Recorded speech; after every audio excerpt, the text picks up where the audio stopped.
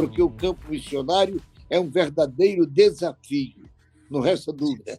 E a pessoa precisa estar devidamente preparado para os momentos de alegria e para os momentos de grande tristeza. Você sabe que sair do seu país, distante da sua igreja, separado da família, muitas vezes somente com a esposa e com os filhos, certo? E toda a família ficou no Brasil. Meu irmão, ir para um país onde o idioma é diferente, o governo é diferente, o regime administrativo é diferente, e olha, idioma diferente, costume diferente, meu irmão, só a graça de Deus. Mas eu estou certo que aqueles que Deus vocaciona, aqueles a quem Deus chama, ele vocaciona, e aqueles que ele vocaciona, ele faz. Jesus disse, lá em Marcos, que eu farei de vocês pescadores de homens. E é bem por isso. Nós estamos crendo que o Espírito Santo continua trabalhando e usando a EMAD para preparar missionários para ganhar muitos pecadores para o reino de Deus.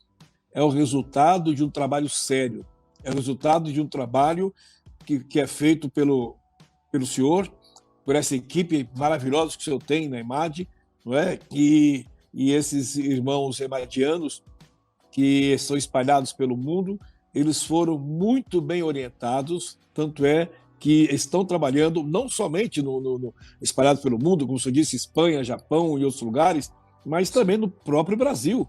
Eu fiquei muito feliz, pastor, me permita, quando eu estava lá em Aracaju, numa abertura de uma convenção, era uma escola bíblica e depois uma Assembleia Geral, e ali um emadiano foi me cumprimentar, não o reconheci, e ele falou, pastor, eu estive na sua igreja, lá em Guarulhos, etc., e ele estava sendo, naquele dia, indicado para ser consagrado para o ministério. Então, aquilo que ele aprendeu na EMAD, ele estava aplicando no seu ministério lá em Sergipe. Mas eu digo o seguinte, pastor, que missões, o maior exemplo de missões que nós temos é, vamos dizer assim, o maior modelo missionário que nós podemos pegar é o próprio modelo de Jesus, né?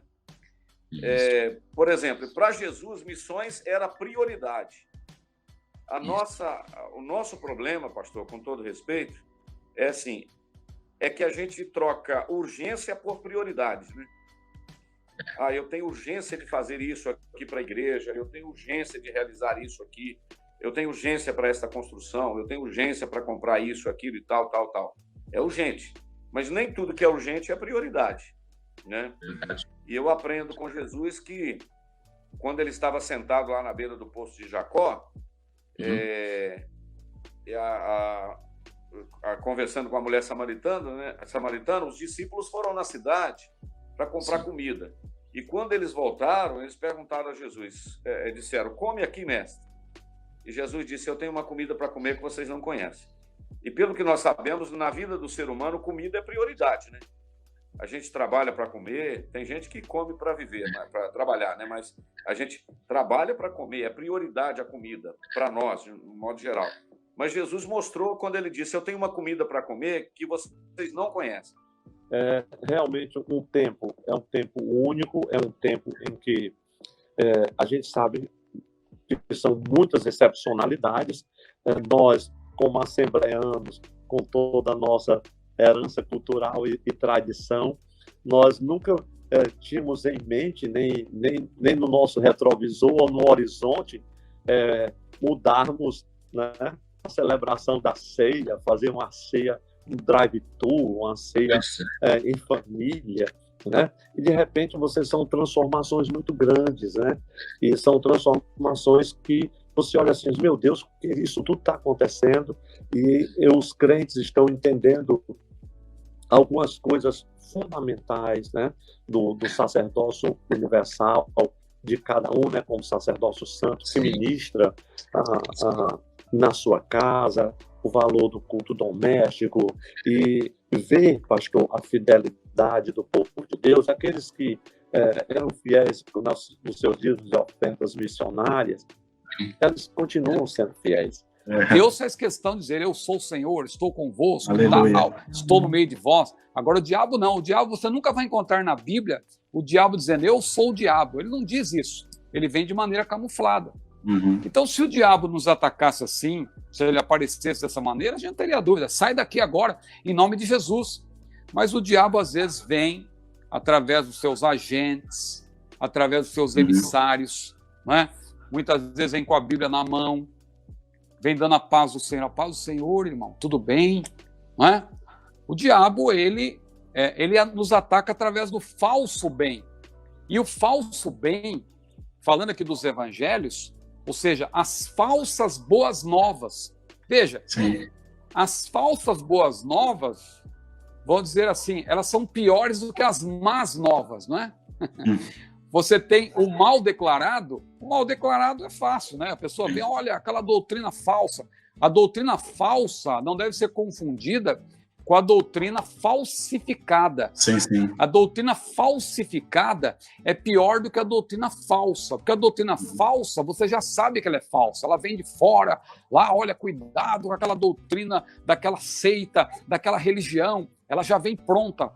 Às vezes, pastor Eliseu, R$50, R$100 fazem uma diferença estupenda na vida de um obreiro nosso do interior do estado. Então, quem sabe nesse momento a gente tem aí algum coração sensível a isso, e eu tenho a tranquilidade, inclusive, para demonstrar o nosso interesse real e até como prestação de contas, de até deixar, né, possíveis mantenedores em contato direto com o obreiro, porque aí ele tem como aferir que realmente o recurso chegou ali onde ele imaginava que iria chegar e os frutos que estão sendo produzidos ali. Porque a generosidade é dar mais além do que é normal, do que é ordinário, né? A gente vê que as missões, ela hoje, e talvez o que eu diga pode ofender, ela é resíduo. Verdade. Ela é resíduo. Eu conheço lugares e culturas cristãs que, para poder fazer missões, as crianças estão recolhendo lata de alumínio, fazendo reciclagem para poder criativamente transformar isso em dinheiro para as missões. E eu perguntei, por que vocês fazem isso? Ah, não, porque as entradas dos donantes são pouco. Quer dizer, eu aplaudo a extraordinária forma inteligente de transformar lixo em dinheiro para as missões. Sim. Mas que isso substitua a oferta do crente, o amor do crente, do ministério, da igreja que podia fazê-lo pensando que é Deus que me salvou. Eu sou fruto do amor missionário. Eu respondo com amor missionário. Então, aí eu digo, por um lado, eu dou aplauso e, pelo outro, eu condeno, não é? Sim. Porque isso acontece porque aquele deixou de fazer. Dobrei o joelho e comecei a chorar e dizendo que estou me sentindo só, estou me sentindo só. De repente, uma voz me disse, deita. Quando eu deitei, o meu quarto se abriu, entrou um leão. E esse leão foi de um lado, de outro, rugiu, abriu a boca, rugiu.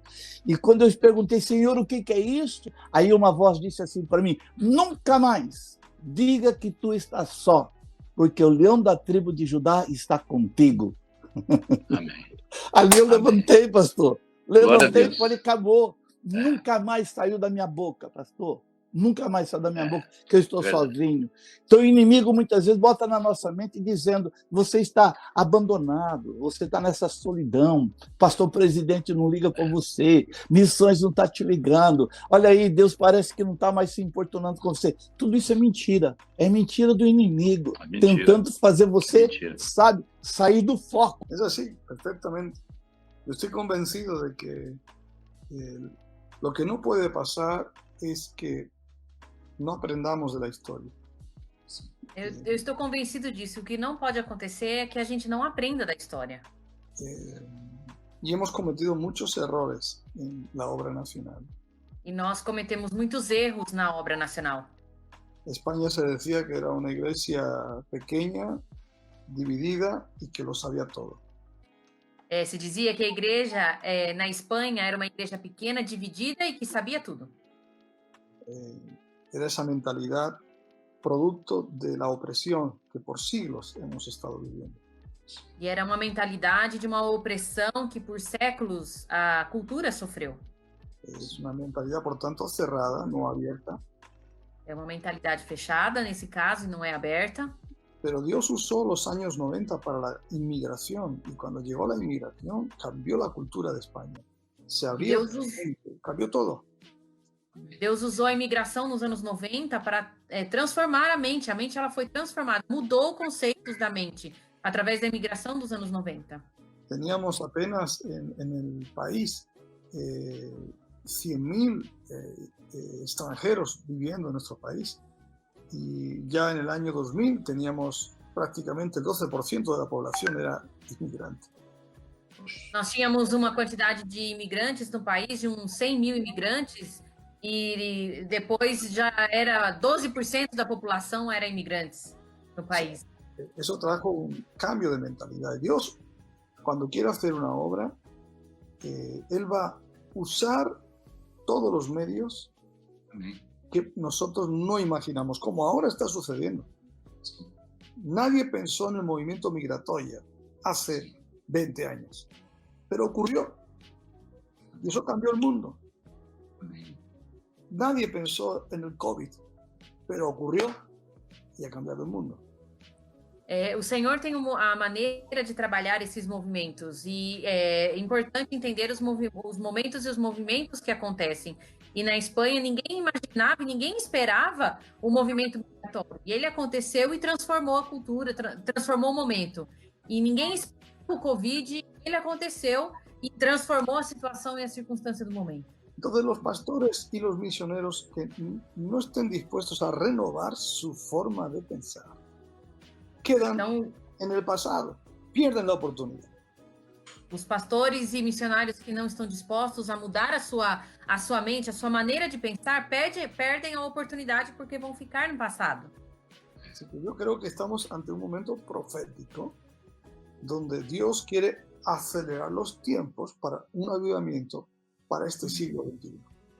E eu acredito que nós estamos num momento profético, onde Deus quer acelerar o avivamento para o que vai acontecer no mundo. E quando chegaram a Mísia, intentavam ir para Bitínia, mas o Espírito de Jesus não lhe permitiu. É quase que frustrante. Eu estou querendo fazer a obra, eu tenho um lugar de fazer, eu sei onde eu vou, eu tenho certeza. Lá tem alma, precisa ouvir a palavra. Como é que o Espírito Santo impede? Exatamente isso. E você que está do outro lado aí da live precisa entender.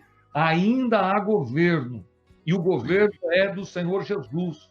Ainda há um líder. E o líder é Jesus, que cuida da sua igreja, do seu povo. E quando alguém quer ouvir a voz, doutor Eliseu, Deus fala. Deus dirige, Deus orienta. E eu tenho certeza que a EMAD é de Deus. E Jesus vai abrir grandes portas para a nossa querida EMAD. Eu estou crendo nisso, sinto aqui a presença de Deus. Amém. Sinto a autoridade de Deus, aprendendo aqui ao vivo nessa transmissão, de que Jesus ainda repete situações que muita gente parece que é só ter a estrutura, é só conhecer um pouquinho de Bíblia, um pouquinho de teologia, mas não. Quem está lá no campo sabe que não é capacidade, é chamada.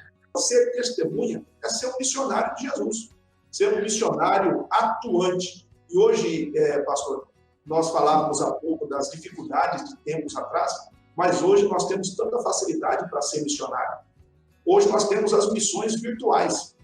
Nós podemos muito bem ser um missionário virtual. A gente tem a facilidade do WhatsApp, a gente tem vários grupos, vários contatos, e a gente manda várias coisas até que às vezes sem fundamento nenhum, às vezes até sem moral nenhuma, e às vezes nós não compartilhamos um folheto virtual. E essa semana eu estava vendo que a nossa CPAD disponibilizou folhetos virtuais para que as pessoas evangelizem usando a palma da mão. usando o celular, usando a tecnologia. Então, até virtualmente falando, nós temos condições de ser um missionário, de difundir, de propagar a mensagem da reconciliação, esse ministério da reconciliação, através das redes sociais, através das comunicações virtuais que nós temos. Então, todos nós temos uma função, e essa função, ela é primordial, que é ser testemunha.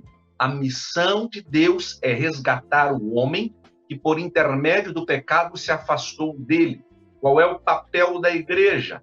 É trabalhar como agente que proporciona na proclamação do evangelho uma mensagem de esperança para um ser humano que se afastou dele.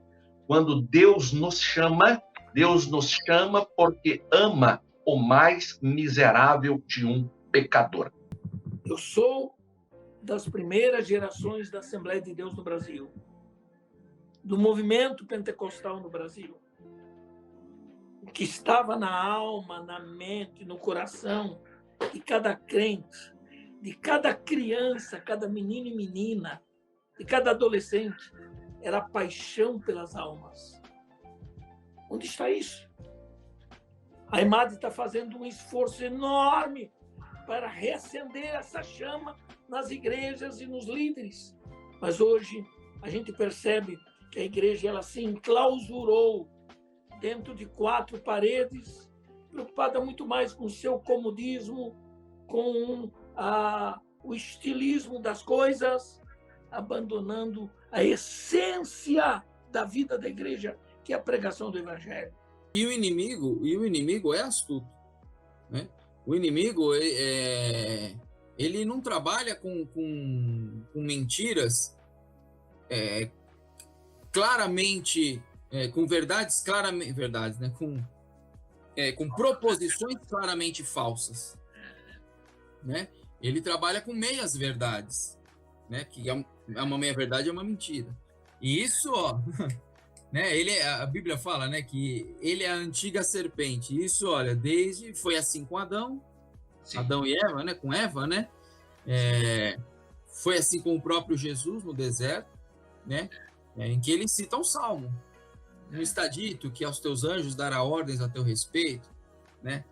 Quer dizer, e o texto é aquele mesmo. Não tem... ele não está falseando o texto, né? Mas ele cita tirando de contexto, né? Ele cita sem considerar outros princípios bíblicos, né? Como foi a forma como Jesus respondeu. Também está escrito: não tentarás ao Senhor teu Deus. Porque hoje nós temos nos deparado com muitas igrejas discipulando pessoas, entre aspas, apenas dando um curso de 3 ou 6 meses pré-batismo. Então, isso é um ensino, mas muitas vezes não é discipulado, não atinge o propósito de ser discipulado. Porque discipulado envolve relacionamento comprometido e pessoal. Envolve o fato de eu ser um discípulo. Eu tenho que ser discipulado, estar sendo discípulo de alguém, para eu ser um discipulador. E eu ajudar outros a se aproximar de Cristo e reproduzir. Então, eu tenho que ter relacionamento com Cristo. Então, o discipulado, ele é mais do que um curso, ele é mais do que simplesmente uma preparação para o batismo. Discipulado realmente é um relacionamento e ele precisa ser intencional. Agora, eu não posso fazer sozinho, mas não, parceria não. Eu quero que a placa seja Assembleia de Deus, Ministério Belém da Sena, lá na Angola. Não é isso que o Senhor ensinou. Então, Eliseu, não precisa ter dinheiro em caixa a partir do momento que você começa a funcionar. Eu faço um apelo aqui e a igreja atende, porque nós temos credibilidade. Então, Eliseu, isso é missão. Agora, missão em Jerusalém, Eliseu. Você sabe disso, acompanhou o fogo, o incêndio na casa da viúva aqui? Pegou fogo em tudo, forro era PVC, torrou tudo, telhado, madeira, acabou com a casa da viúva, as paredes ficaram, os rebocos caíram. Deus entrou com providência, Hoje, talvez a semana que vem, o grande culto em ação de graça, a casa está pintadinha. Fui atrás de fornecedor, e que eu sou cliente da igreja, a igreja tem credibilidade, grande depósito de material de construção, mandou porcelanato para pôr na casa dela, e um ajudou aqui, acho que nós vamos dar R$20 mil, a casa da mulher está 100% mais bonita do que era. Missão em Jerusalém. Mas aquele negócio, Eliseu, tem que fazer aí tem que sair da zona de conforto, e às vezes para sair da zona de conforto é perseguição. Aí o resto o anjo faz. Aí o resto perseguiu, correu. Felipe, outra coisa. Ele podia dizer, vou sair não. Quanto você já ouviu isso? Vou sair não, aqui tá rendendo tanto, ok? Tô comandando aqui. Mas Eliseu, missão ferve o coração da gente. Deus tem dado essa direção aos líderes para que a obra não sofra prejuízos. Há muita gente adiantada querendo fazer as coisas antes do tempo, mas nós temos que esperar pelo tempo de Deus. Quando Deus determina, aí então dá certo. E o resultado é positivo. Eu creio desta forma. E nesta forma conservadora, nós vamos prosseguindo aqui em João Pessoa e no estado do Pará.